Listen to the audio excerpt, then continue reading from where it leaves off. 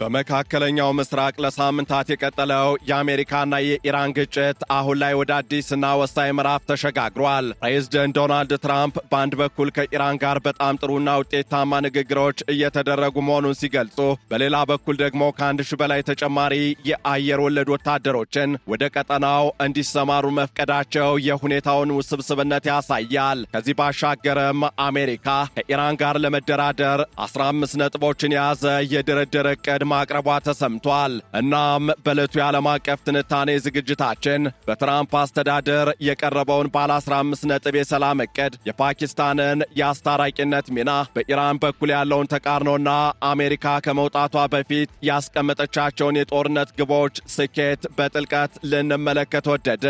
ከዓለም አቀፍ የትንታኔ ዘገባ ዝግጅቱ ጋር ታሪኩ ጋሹ ነኝ። ታላቅ ቅናሽ ከሰመር ሪል ስቴት ለመኖሪያ ምቹ በሆነውና እንግሊዝ ኤምባሲ አጠገብ በሚገኘው ሳይታችን በብር ገዝተው በዶላር የሚያከራዩአቸው ቢፈልጉ የሚኖሩባቸው ቅንጡ ቤቶችን በ35 በመቶ ልዩ ቅናሽ ይዘንሎት ቀርበናል። ከየካ ተራራ እስከ አዲሱ ቤተ መንግስት ውብ እይታ በሚሰጠው ሳይታችን በ10 በመቶ ቅድመ ክፍያ 50 በመቶ የባንክ ብድር የተመቻቸላቸው በ2 ዓመት ከ3 ወር የሚረከቧቸው ቤቶችን በእጁ ያስገቡ።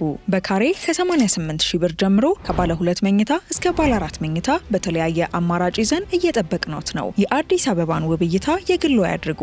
ስታንድ ባይ ጀነሬተር እና 5 ሊፍት ያለው የመዋኛ ገንዳ፣ ፓርኪንግ፣ ጂም፣ ስፓ፣ ሚኒ ማርኬት፣ ቴራስ እንዲሁም ሌሎችን ይዘን አሟልተን እየጠበቅኖት ነው። ለበለጠ መረጃ በ0929 70 3941 ላይ ይደውሉ። ሰመር ሪል ስቴት። በመካከለኛው ምስራቅ ያለው ቀውስ በአዲስ መልክ እያገረሸ ባለበት በዚህ ወቅት የአሜሪካው ፕሬዝዳንት ዶናልድ ትራምፕ የወሰዱት እርምጃ ዓለም አቀፉን ማህበረሰብ በጥርጣሬና በተስፋ መካከል እንዲወዛወዝ እያደረገው ይገኛል። በቅርቡ የወጡ መረጃዎች እንደሚያመለክቱት ከሆነም ፕሬዝዳንት ዶናልድ ትራምፕ ከኢራን ጋር በጣም ጠንካራ ድርድር እያካሄዱ መሆናቸውን በገለጹ ማግስት ከ1000 በላይ ተጨማሪ ወታደሮችን ወደ ቀጠናው ለመላክ ውሳኔ አስተላልፈዋል። ይህ ውሳኔ የአሜሪካን ወታደራዊ ኃይል በአካባቢው ወደ 50 ሺህ ከፍ የሚያደርገው ሲሆን በተለይም የ82ኛው የአየር ወለድ ክፍለ ጦር አባላት መላካቸው ጉዳዩን አሳሳቢ አድርጎታል። በዋሽንግተንና በቴህራን መካከል ያለው ፍጥጫ ከወታደራዊ ግጭት አልፎ ወደ ዲፕሎማሲያዊ ሽኩቻ እየተሸጋገረ ይመስላል። አሜሪካ ለኢራን ያቀረበችው የ15 ነጥብ የድርድር ሰነድና የኢራን ወገን ድርድሩን የሐሰት ዜና በማለት ማጣጣሉ በቀጠናው ያለው ሁኔታ ምን ያህል ውስብስብ እንደሆነ ያመላክታል። ፕሬዝዳንት ትራምፕ ከ82ኛው የአየር ወለድ ክፍለ ጦር የተወጣጡ ከ1000 በላይ ወታደሮች ወደ መካከለኛው ምስራቅ እንዲጓዙ ትእዛዝ ሰጠዋል። ይህ ስምሪት በተለይ በፓራሹት በመውረድ ስልታዊ ቦታዎችን በመቆጣጠር የሚታወቀውን ኃይል ያካተተ መሆኑ አሜሪካ ለዲፕሎማሲው በር ብትከፍትም ወታደራዊ አማራጯን ዝግጁ ማድረጓን ያሳያል። በአሁኑ ወቅትም ከ50 ሺህ በላይ የአሜሪካ ወታደሮች በቀጠናው የሚገኙ ሲሆን አዲሱ ስምሪት በተለይ በኢራን የነዳጅ መስመሮች ውስጥ ወሳኝ የሆነችውን የሃርግ ደሴትን ለመቆጣጠር ሊሆን ይችላል የሚል ስጋትን በኢራን በኩል ፈጥሯል። ፕሬዝዳንት ዶናልድ ትራምፕ በሰጡት መግለጫ በጣም ጠንካራ ንግግሮች እያደረግን ነው፣ የት እንደሚያደርሱ እናያለን፣ በአሁኑ ወቅት በአብዛኞቹ ነጥቦች ላይ ስምምነት ላይ ደርሰናል ማለት ይቻላል ሲሉ ገልጸዋል። ሆኖም የንግግር ከመሬት ላይ ካለው ወታደራዊ ዝግጅት ጋር የሚጋጭ ሆኖ ተገኝቷል። በሌላ በኩል ደግሞ አሜሪካ ለኢራን አቀረበች የተባለው ባለ 15 ነጥብ የድርድር ሰነድ እንደ አውሮፓውያኑ የዘመን አቆጣጠር በግንቦት 2025 ከነበረውና ውድቅ ከተደረገው ረቂቅ ጋር ተመሳሳይ መሆኑን ዲፕሎማቶች እየጠቆሙ ይገኛሉ። የዚህ ዕቅድ ዋና ዋና ነጥቦች የኢራንን የኒውክሌርና የሚሳኤል አቅም በእጅጉ የሚገድቡ ናቸው። ከእነዚህም መካከል ኢራን ያከማቸችው ማንኛውም የዩራኒየም ክምችት ወዲያውኑ ከሀገር ውስጥ እንዲወጣ ማድረግ፣ የዩራኒየም ማበልጸጊያ ተቋማትን በአንድ ወር ጊዜ ውስጥ ጥቅም ላይ እንዳይውሉ ማድረግና ሴንትሪፊውጆችን ማውደም ይገኙበታል። በተጨማሪም ማዕቀብ ተነስቶ የሚለቀቀው ገንዘብ ለባለስቲክ ሚሳኤል ልማት እንዳይውል ጥብቅ ቁጥጥር ማድረግ፣ የኢራን ሲቪል የኒውክሌር ፕሮግራም ከሀገር ውጭ በሚገኝ የነዳጅ ማዕከል እንዲደገፍ ማድረግና ከተባበሩት አረብ ኤሚሬቶች ከኳታርና ሳውዲ አረቢያ ጋር በጋራ የሚመራ የቀጠናዊ የኒውክሌር ማበልጸጊያ ኮንሶርቲየም ማቋቋም የሚሉት ነጥቦች ተጠቃሽ ናቸው። ነው። አሜሪካ በኢራን የሰብአዊ መብት ጥሰት ምክንያት የጣለችውን ማዕቀብ ሳታነሳ ከኒውክሌር ጋር የተያያዙ ማዕቀቦችን ብቻ ለማንሳት ማቀዷ ኢራን እቅዱን በቀላሉ እንዳትቀበለው ከሚያደርጉ ምክንያቶች አንዱ ነው። ከዚህ ጋር ተያይዞ በአሜሪካ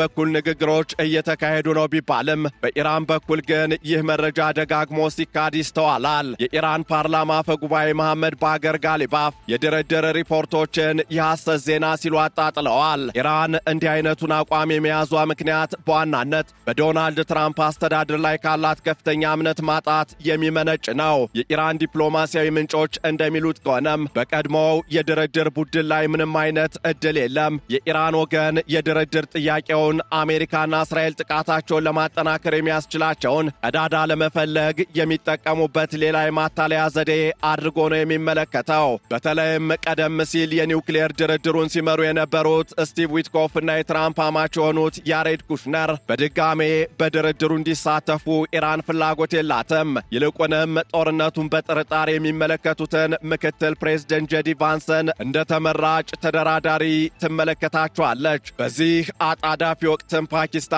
እንደ ዋና አስታራቂ ሆና ብቅ ማለቷ እያነጋገረ ይገኛል። የፓኪስታኑ ጠቅላይ ሚኒስትር ሸህባዝ ሻሪፍ አገራቸው ትርጉም ያለውና ወሳኝ ንግግሮችን ለማመቻቸት ዝግጁ መሆኗን ገልጸዋል። ንግግሮቹ በኢስላማባድ እንዲካሄዱ ጥረት እየተደረገ ሲሆን የፓኪስታን ጦር አዛዥ አሲም ሙኒር ከፕሬዝደንት ዶናልድ ትራምፕ ጋር በስልክ መነጋገራቸውም ተገልጿል።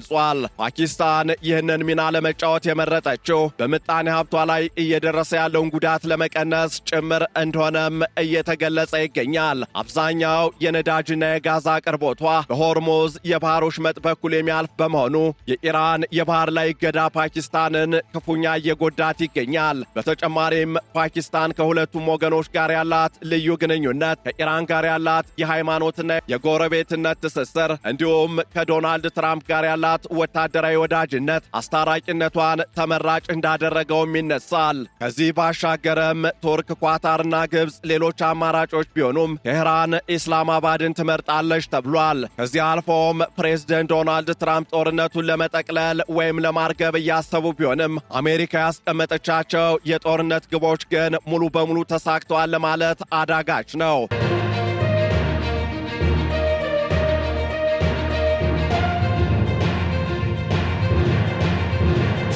ፕሬዝደንት ዶናልድ ትራምፕ ጦርነቱ ከመጀመሩ በፊት 5 ዋና ዋና ግቦችን ማስቀመጣቸው ይታወሳል። አንደኛው የኢራንን ሚሳኤል አቅም ሙሉ በሙሉ ማውደም ሲሆን ምንም እንኳን የፔንታጎን ባለስልጣናት 90 በመቶ መውደሙን ቢገልጹም ኢራን ግን አሁንም ወደ እስራኤልና አጎራባች ሀገራት ሚሳኤሎችንና ድሮኖችን መተኮሷን አላቆመችም። ሁለተኛው ግብ ደግሞ የኢራንን የመከላከያ ኢንዱስትሪ ማውደም ሲሆን አሜሪካ በርካታ የጦር መሳሪያ ማምረቻዎችን ማውደሟን ብትገልጽም ጥቃቶች ግን አሁንም እንደቀጠሉ ናቸው። ሶስተኛው የኢራንን የባህርና የአየር ኃይል ማስወገድ እንደሆነም ሲገለጽ መቆየቱ አይዘነጋም። በዚህ ረገድ አሜሪካና እስራኤል የአየር ላይ የበላይነትን ቢይዙም የኢራን አብዮታዊ ዘብ ባህር ኃይል አሁንም በሆርሙዝ ባህር ወሽመጥ ላይ ስጋት መሆኑ ግን አልቀረም። አራተኛውና ወሳኙ ግብ ደግሞ ኢራን የኒውክሌር መሳሪያ ባለቤት እንዳትሆን ማድረግ ነው። እስራኤል በኒውክሌር ሳይንቲስቶችና ተቋማት ላይ ጥቃት ብታደርስም ኢራን ያከማቸችው 970 ፓውንድ የሚመዝን የዩራኒየም ክምችት አሁንም ትልቅ ስጋት ሆኖ ቀጥሏል። ፕሬዝደንት ትራምፕ ይህንን ክምችት በስምምነት ለመረከብ ተስፋ ያደርጋሉ።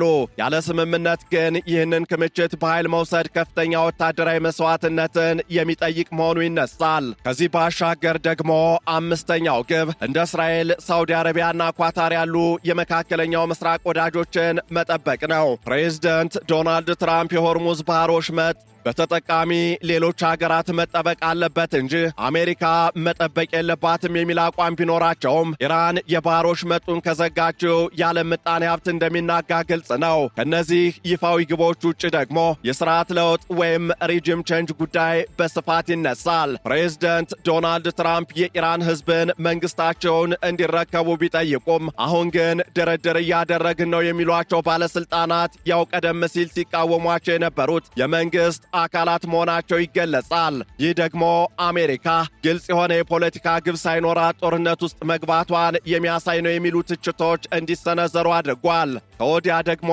የነጩ ቤተ መንግሥት ቃል አቀባይ አና ኬሊ ወታደራዊ እርምጃው ታላቅ ስኬት መሆኑን ገልጸው የኢራን ባህር ኃይል መውደሙን እንዲሁም የኒውክሌር ህልሟ መክሸፉን እየገለጹ ነው። ሆኖም ግን የቡድን 7 ወይም G7 ሀገራት በተለይም ፈረንሳይ፣ ጀርመን፣ ጣሊያን፣ እንግሊዝ፣ ካናዳና ጃፓን ይህ ጦርነት ህገወጥና አላስፈላጊ መሆኑን በመግለጽ ከአሜሪካ ጋር ያላቸውን ልዩነት በግልጽ እያሳዩ ነው። እነዚህ ሀገራት የተኩስ አቁም ስምምነት ሳይደረግ የሚወሰድ ማንኛውም ወታደራዊ እርምጃ ቀጠናውን ለከፋ ቀውስ እንደሚዳርግ እያስጠነቀቁ ነው። ይህ የአጋሮች መከፋፈል በትራምፕ አስተዳደር ላይ ዲፕሎማሲያዊ ጫናን እየፈጠረ ይገኛል። እናም የወደፊቱ ጊዜ ምን ሊሆን ይችላል የሚለው ጥያቄ አሁንም ምላሽ አላገኘ ሆኖ ቀጥሏል። ፕሬዝደንት ዶናልድ ትራምፕ ለኢራን የሰጡት የ5 ቀን ቀነ ገደብ የኢራን የኤሌክትሪክ ኃይል ማመንጫዎችና የኃይል መሠረተ ልማቶች ላይ ጥቃት ከመፈጸሙ በፊት የተሰጠ የመጨረሻ ዕድል ይመስላል። ይህ የቀነ ገደቡ መራዘም ምናልባትም ተጨማሪ የባህር ኃይል ወታደሮች ወደ ቀጠናው እስኪደርሱ ጊዜ ለመግዛት የታለመ ሊሆን እንደሚችል ተንታኞች ይገምታሉ። በሌላ በኩል ደግሞ ፕሬዝደንት ዶናልድ ትራምፕ ከዚህ ውድ ጦርነት ለመውጣት የሚያስችላቸውን መውጫ መንገድ ወይም ኦፍ ራምፕ በንቃት እየፈለጉ ሊሆን ይችላል። የነዳጅ ዋጋ 1 በርሜል $100 በታች መውረዱ ለትራምፕ ድርድር መጠነኛ መተንፈሻ ቢሰጥም የኢራን ከፍተኛ አመራሮች በድርድሩ ላይ ያላቸው ጽኑ አቋምና የአሜሪካን ታማኝነት መጠራጠራቸው ትልቅ እንቅፋት ሆኖ ተደቅኗል። እናም አሜሪካ በመካከለኛው ምስራቅ የጀመረችው ወታደራዊ እርምጃ ከፍተኛ ወታደራዊ ስኬቶችን ያስመዘገበ ቢመስልም ዘላቂ ሰላም ለማምጣት የሚያስችል ዲፕሎማሲያዊ መሰረት ግን ገና አልተጣለም። በትራምፕ የሚመራው ባለ 15 ነጥብ ዕቅድ ለኢራን እጅ መስጠትን የሚጠይቅ በመሆኑ ተቀባይነት የማግኘት ዕድሉ ዝቅተኛ ነው። የፓኪስታን የአስታራቂነት ሚናና በኢስላማባድ ሊደረግ የታሰበው ንግግር ለሰላም ብልጭታ ቢሆንም በሁለቱ ሀገራት መካከል ያለው ጥልቅ የጥልና የጥርጣሬ ገደል በቀላሉ የሚታለፍ አይመስልም። ፕሬዝደንት ትራምፕ የተጨማሪ ወታደሮችን ስምሪት እያከናወኑ ድርድር ላይ ነው ማለታቸው አሜሪካ ከፍተኛ ተጽዕኖ የማሳረፍ ወይም ማክሲመም ፕሬዠር ስትራቴጂዋን እስከ መጨረሻው እንደምትጠቀም ማሳያ ነው። የሚቀጥሉት ጥቂት ቀናት ጦርነቱ ወደ ከፋ ደረጃ ይሸጋገራል ወይስ በኢስላማባድ በኩል ዲፕሎማሲያዊ መፍትሄ ይገኛል የሚለውን የሚወስኑ ይሆናሉ።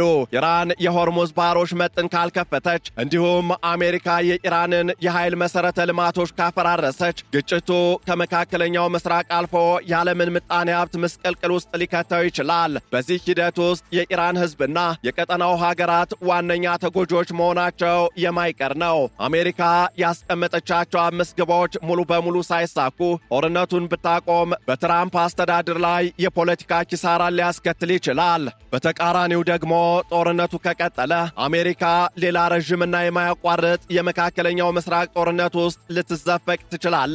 ስለዚህ የአሁን ወታደራዊ ስምሪት ለዲፕሎማሲው ስኬት እንደ ማስፈራሪያነት ይጥቀም ወይስ ለትልቅ ወረራ መነሻ ይሁን የሚለው ጉዳይ በትራምፕ ውሳኔና በኢራን ምላሽ ላይ የተንጠለጠለ ሆኖ ይቀጥላል። ይህንን ዓለም አቀፍ ትንታኔ ስናዘጋጅ ቢቢሲ፣ ሮይተርስ፣ ኤፒ ኒውስ፣ ዘ ጋርዲያን እንዲሁም ሲኤንኤንን በዋቢነት ተጠቅመናል። ታላቅ ቅናሽ ከሰመር ሪል ስቴት ለመኖሪያ ምቹ በሆነውና እንግሊዝ ኤምባሲ አጠገብ በሚገኘው ሳይታችን በብር ገዝተው በዶላር የሚያከራዩአቸው ቢፈልጉ የሚኖሩባቸው ቅንጡ ቤቶችን በ35% ልዩ ቅናሽ ይዘንሎት ቀርበናል። ከየካ ተራራ እስከ አዲሱ ቤተ መንግስት ውብ እይታ በሚሰጠው ሳይታችን በ10% ቅድመ ክፍያ 50% የባንክ ብድር የተመቻቸላቸው በ2 ዓመት ከ3 ወር የሚረከቧቸው ቤቶችን በእጁ ያስገቡ። በካሬ ከ88 ሺህ ብር ጀምሮ ከባለ 2 መኝታ እስከ ባለ 4 መኝታ በተለያየ አማራጭ ይዘን እየጠበቅነዎት ነው። የአዲስ አበባን ውብ እይታ የግሎ ያድርጉ። ስታንድ ባይ ጀነሬተር እና 5 ሊፍት ያለው የመዋኛ ገንዳ፣ ፓርኪንግ፣ ጂም፣ ስፓ፣ ሚኒ ማርኬት፣ ቴራስ እንዲሁም ሌሎችን ይዘን አሟልተን እየጠበቅነዎት ነው። ለበለጠ መረጃ በ0929 70 3941 ላይ ይደውሉ። ሰመር ሪል ስቴት